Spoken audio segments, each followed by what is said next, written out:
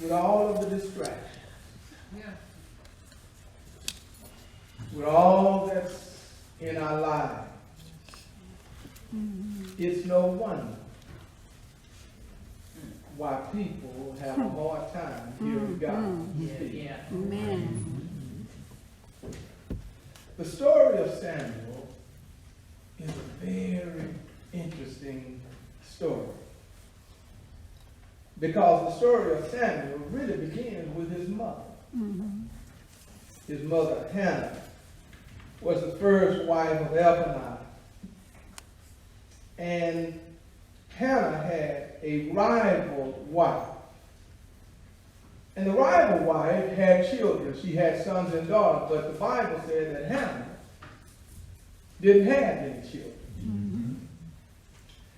And once a year, Elkanah would take his family up to offer praise and to offer sacrifice. And as they were going up, the children of the second wife would taunt Hannah. And it would get under Hannah's skin, and it would hurt her, because she has not been able to have children. But on one occasion, Hannah starts to pray. Yes. And the Bible said that Hannah began to pray, and she was praying so fervently that her lips were moving, but no words were coming out. And Eli, the priest, looked at Hannah and said, "What's wrong with you? Looks like you've been drinking too much." And she looked at Eli, the priest, and said, "No, it's not because I'm drunk." Yes. And she explained to Eli her predicament. She explained to him her problem. And she said, "I'm just pouring my heart out to God."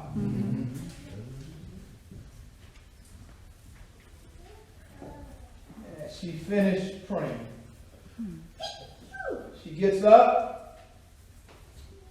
She goes back with her husband, Elkanah. And the Bible said that Elkanah and Hannah were intimate that night, and Hannah became pregnant. Hannah has a boy, and she names that boy Samuel. And she makes a promise to God. She said, "If you will allow me to be with child, I will give my son back over to you." Now that takes a whole lot of faith. Yes, it does. Yes, it does. First of all, it took faith for her to make that promise. And then it took faith for her to say, "If you give me a son, I will give my son back over to you, and we will dedicate my son, and my son will be used for your glory." Well, she has the boy. And when she has the boy, she tells her husband, "It's time for us to go and give our son back to the Lord." Yeah. And so she sends Samuel, and she brings Samuel before Eli, and she reminds Eli, "You remember when you and I were talking, I made a vow to the Lord. This is my son."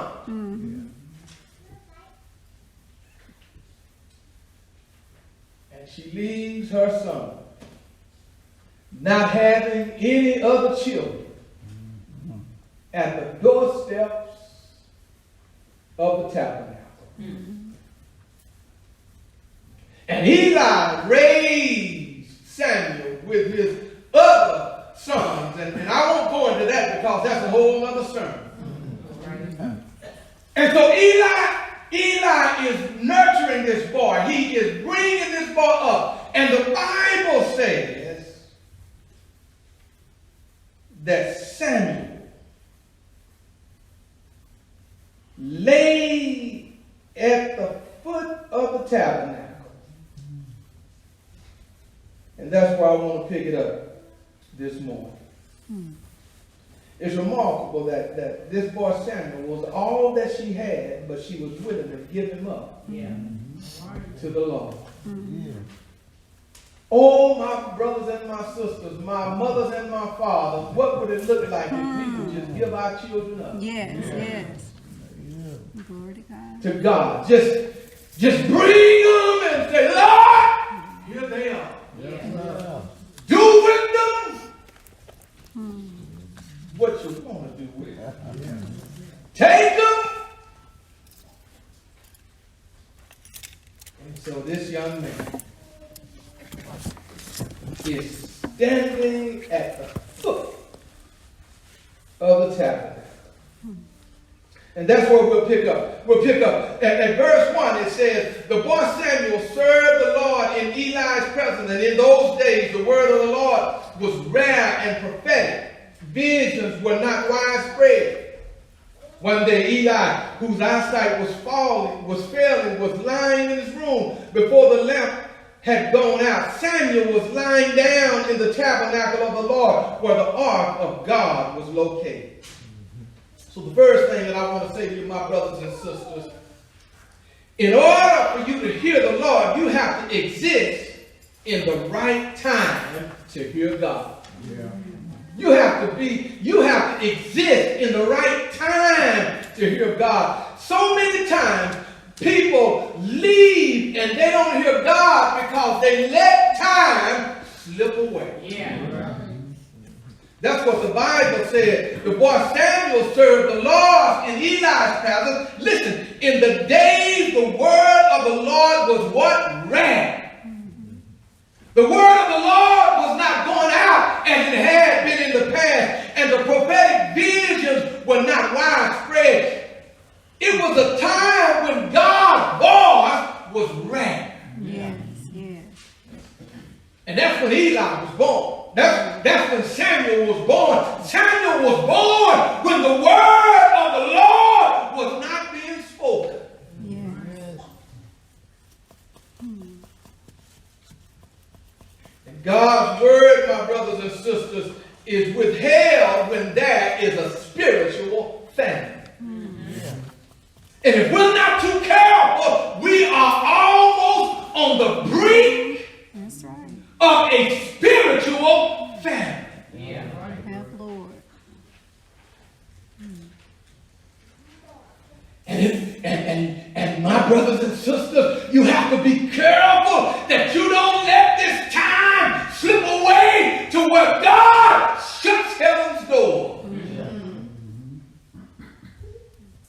God's word is withheld when there is a spiritual famine. Amos 8:11 says, hear this, the days are coming. This is the declaration of the Lord, that our God, when I will send a famine through the land. Not a physical famine, not a famine of food, not a famine of bread, not a famine of thirst, but of hearing the word of the Lord. People will stagger from sea to sea and roam from north to east, seeking the word of the Lord, but they will not be able to find it. Yes, that's right. That's the time that Samuel was born. They were looking for the word. They were longing for the word, but the word was non-existent. I'm going to tell you, brothers and sisters, what will cause a spiritual famine is sin. Sin causes spiritual famine. Yes. Oh, we go around in our world, in our state of mind, and we believe that God is okay with our sin. And the world is sinning at a rapid pace. The world is going against God at a rampant pace. And my brothers and sisters, don't fool yourself. The Lord will cause a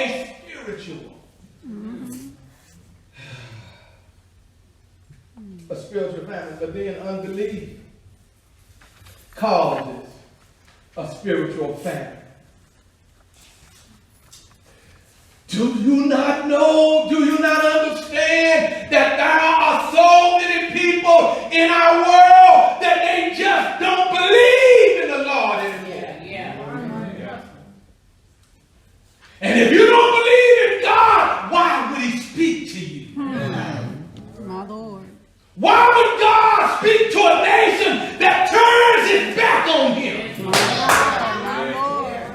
Why would God speak to a people that walk away from him? My Lord. That's right. It causes Jesus. a spiritual family. The Israelites walked away from God. The Israelites turned their back on God. The Israelites were worshiping fire and idol gods. They were putting up their asterisk poles. And the Lord said, enough is enough. Yes, yes. Unbelief My Lord. will cause spiritual famine. But then worldliness causes spiritual famine. I'm going to preach it. I'm going to teach it until I go to see my Maker. The church needs to stop trying to be like the world.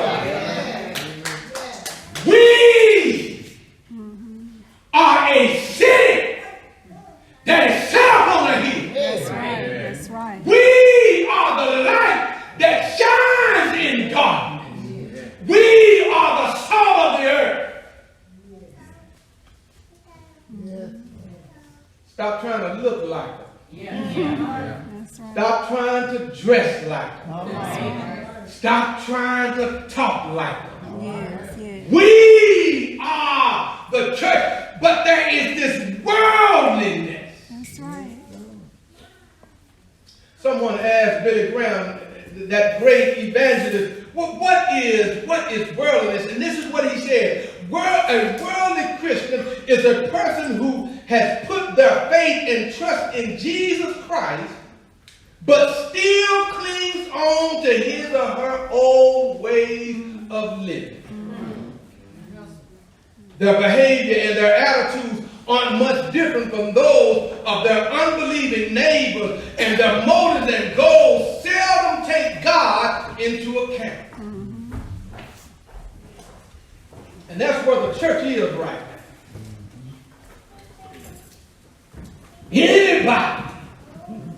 Anybody can come in and feel right at home in the church because we act just like they act.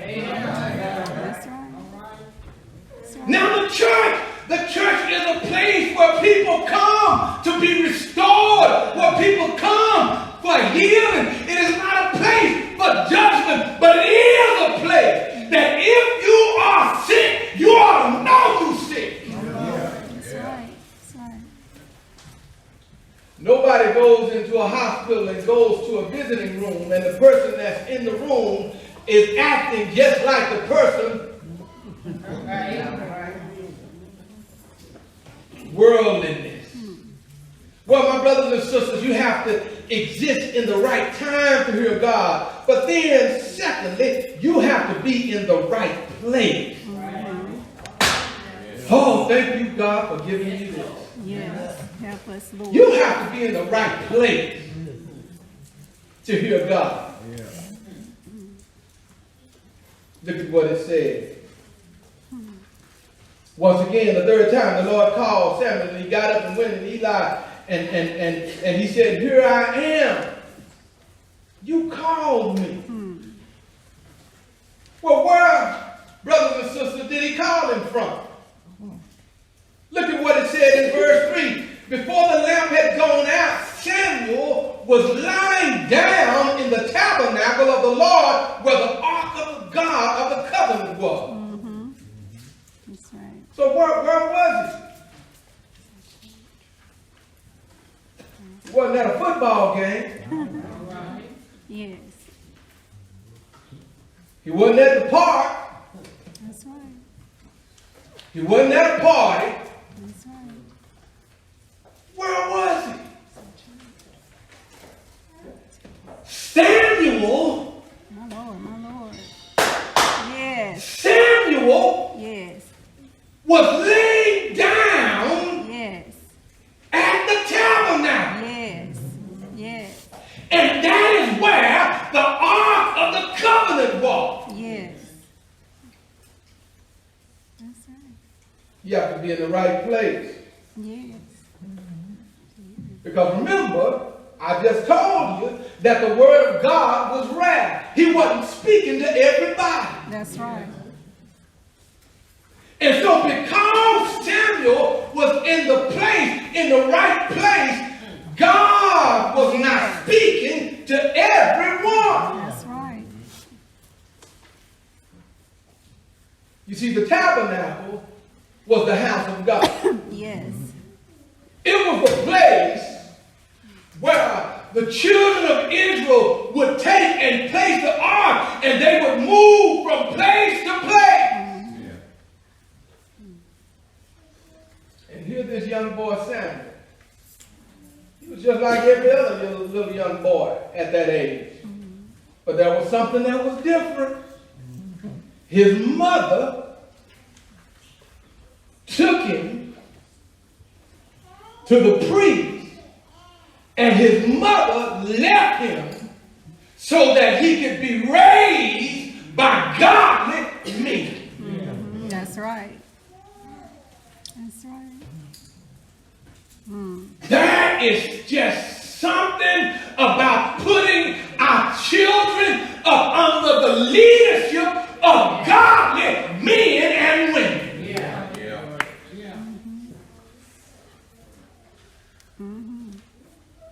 It is. The tabernacle was the house of God. It was where they went to commune with God. But then the tabernacle was a place that God dwelt with his people. I want us to get it. If we want the Lord to speak to us, we need to put ourselves in the right place. And the right place is where God dwells. Now, I know somebody is already saying, but brother preacher, God is omniscient. God is omnipresent. God is everywhere. Yeah, God is everywhere. But there has always been throughout history a place where God dwells. Moses,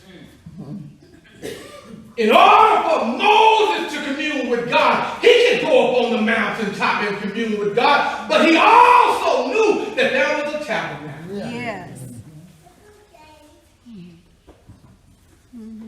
David knew that he could write his songs out on the plains, but David also knew that there is a tabernacle that I can go to. Solomon knew that he was a wise man. He knew that he could commune with God wherever he'd like to. But he said, let's build the Lord a temple. And so they erected a temple so that they could go and commune with God. And then the New Testament church said, let's build a place of worship so that we can go and commune with God together. Yeah. This boy, he sat down and was able to feel the presence of God because he was in the right place. And then the tabernacle was a place where God's presence existed. Yeah. Now, let me say this to you, my brothers and sisters, because I want us to really get the meat of this sermon. You see, I know that you can have church because church, you are the church. And so we don't come to have church. We come to worship. Yes. Yes. Glory to God. We come to commune with God. We come to hear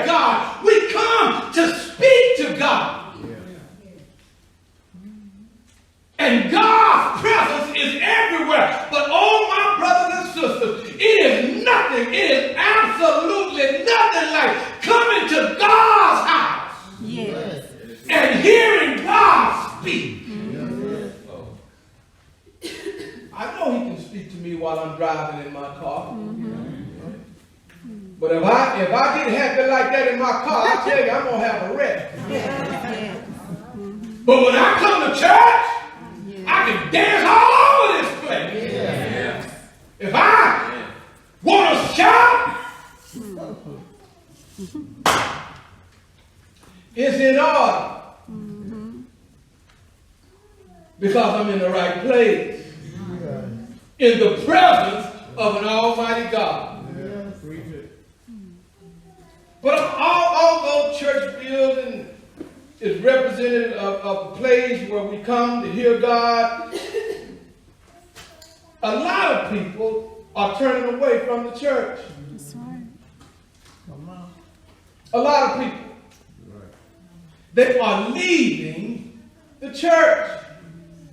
Bill Wilson cites 10 reasons, and I'm not going to go over all of those reasons. If you like to hear all of them, come to me after church and I'll give them to you. But he said there are 10 reasons most frequently mentioned by those who are leaving the church.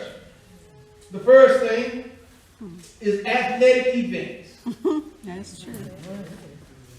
College and professional athletic events invoke intense loyalty. For those who travel to Saturday night games, showing up on Sunday morning is a stretch. I'm tired. I'm beat down. I'm wore down. Many professional athletes events take place on Sunday and force a choice That's right. between whether I'm going to go to church, I'm going to stay at home and watch the game. That was number one. Number two, commitment. Many have told us that the depth of their commitment to weekly attendance is eroding, and there are multiple reasons. But at the heart of the matter, it is a sense of that what is offered on Sunday morning is not meaningful nor valuable. In other words, I'm not going to hear some man preach about God. I'm not going. It doesn't have anything to do with my life. My Lord. And then exhaustion.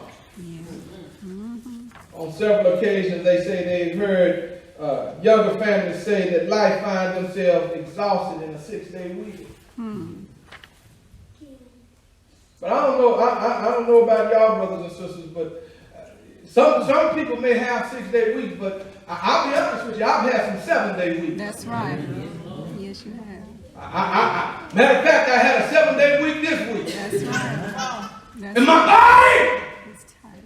is tired. Yes. I told my wife, she said, baby, you look tired. I said, baby, I am tired. Yeah. Exhaustion. Help him. Yes. And then holiday. The number of Sundays that are now currently a part of the holiday weekend has grown. My Lord. And so one church counted and discovered that 26 Sundays in the previous year were impacted by holiday vacation. Now, I'm not saying don't take your vacation. Jesus. But these are reasons why church attendance is dropping. Help us, Lord. And then I'm going to end with this one. And then there are 4 more, but I'll end with this one. Children.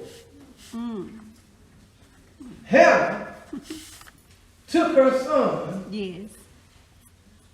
to the tabernacle. Yes. Yes. Yes.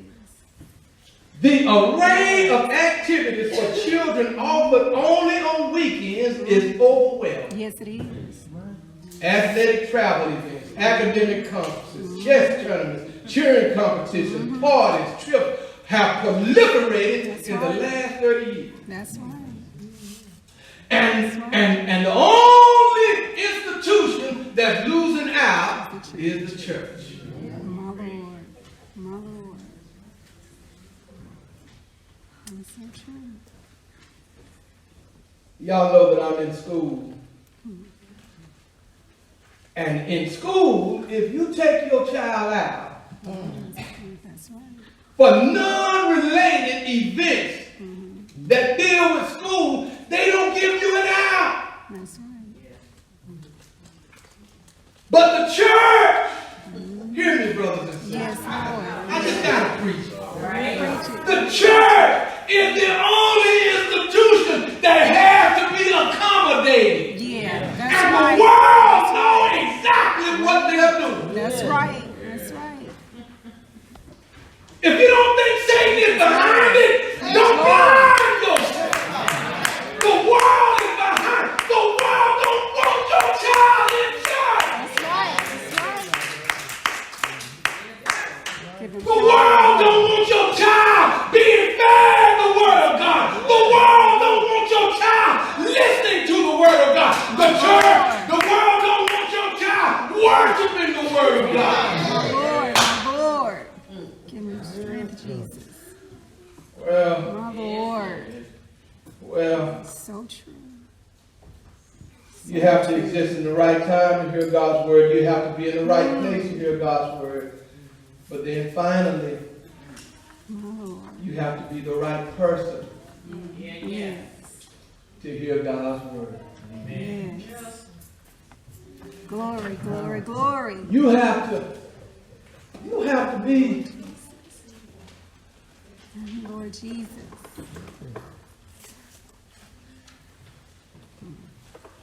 Samuel was lying down and he heard a voice, Samuel, Samuel. Samuel got up and he ran to Eli. He got up and he took off running to Eli and he said, Eli, here I am. He said, did you call me? Eli said, no, boy. Go back and lay down. Samuel went back and he laid down again. Just about the time he was in that deep sleep, hear that voice comes again, Samuel, Samuel. Yes. Samuel burst up and he runs to Eli again and said, here I am, my Lord. Yeah.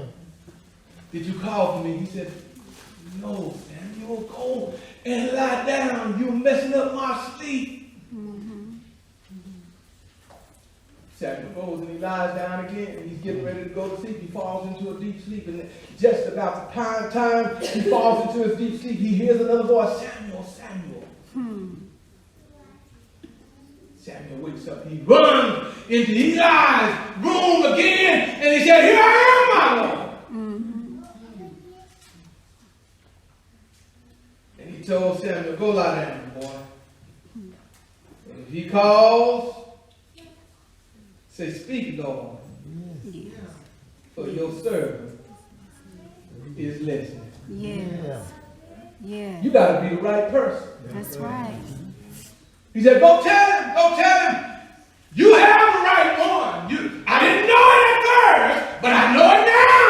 I'm the right one. I'm not going to go into Eli anymore. I'm going to stand right where I am. And look at what he said. So Samuel went and lay down in his place, and the Lord came and stood there and called as before, Samuel, Samuel. Yes. But this time he didn't get up and start running. Yes, yes. He said, speak, Yes. for your servant Yes. is listening. Yes. Speak, Yes. because you have the right man now. Yes. Speak, Yes. because my mother years ago gave me over to you. Speak. I've been waiting for this moment. Speak. Yes. Tell me what you want me to do. Speak. Speak, Lord. Show me where you want me to go. Speak. Yes. Yes. Yes. Woo, God. Yes, Lord. Yes. My brothers and sisters, you may be inexperienced, but you can still be the right person. That's right. That's right. You don't have to have all of the experience in the world. That's right. Because he told Jeremiah, Yes. I chose you Yes. before you were in your mother's womb. Yes. Yes. Yes. I set you apart Yes.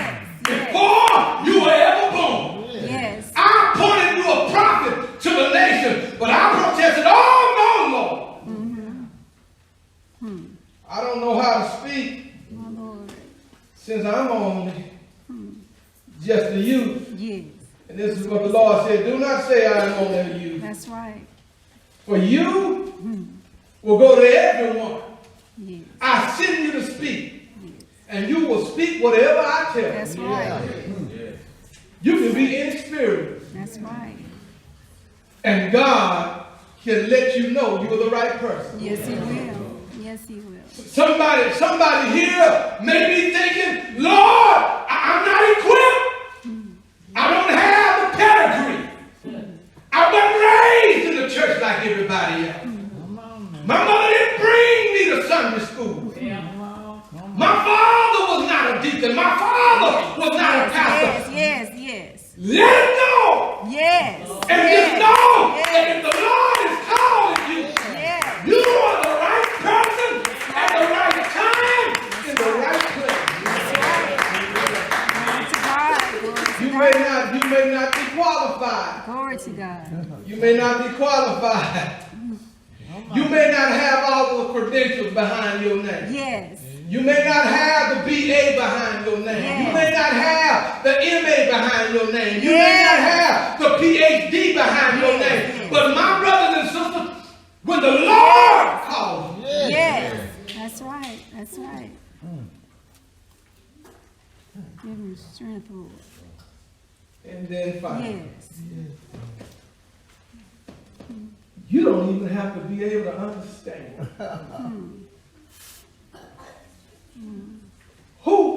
Which one of us can understand why God shows up? My Lord. My Lord.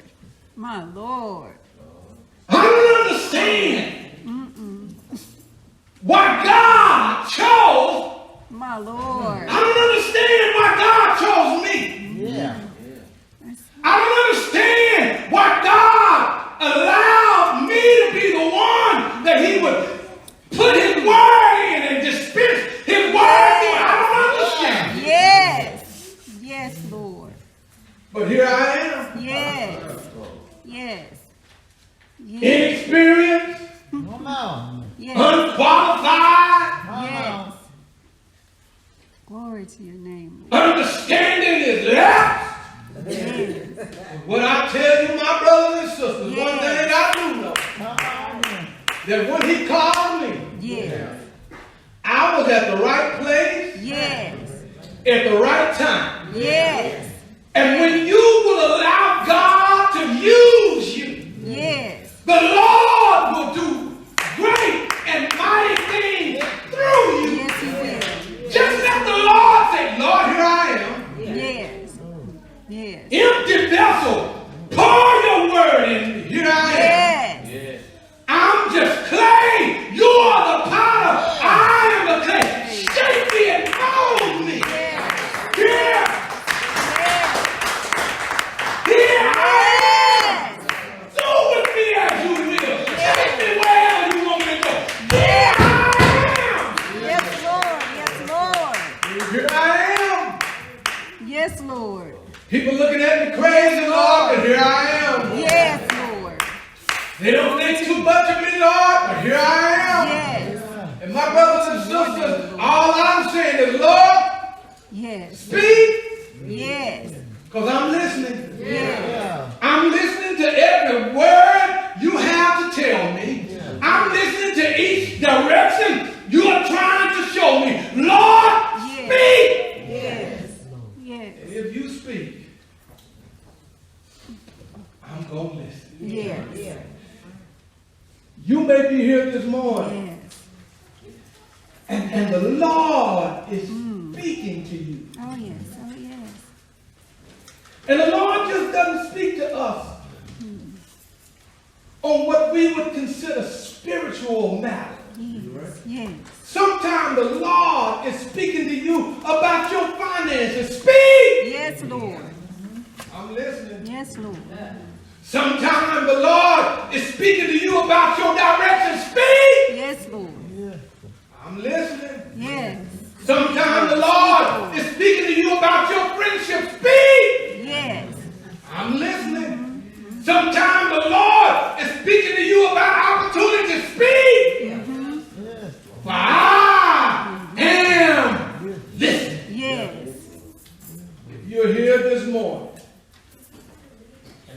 want the Lord to speak to you, Yes. you're the right person. Yes. This is the right time. Yes. And this is the right place. Yes. If you're here Yes. and you want to hear God's voice, I'm going to ask you to come. If you're here and you're desiring to be a part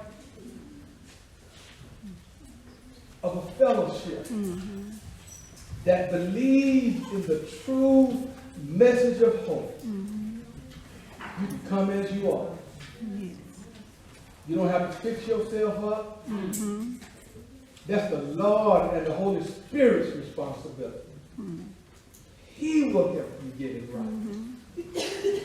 So if you're here, won't you come?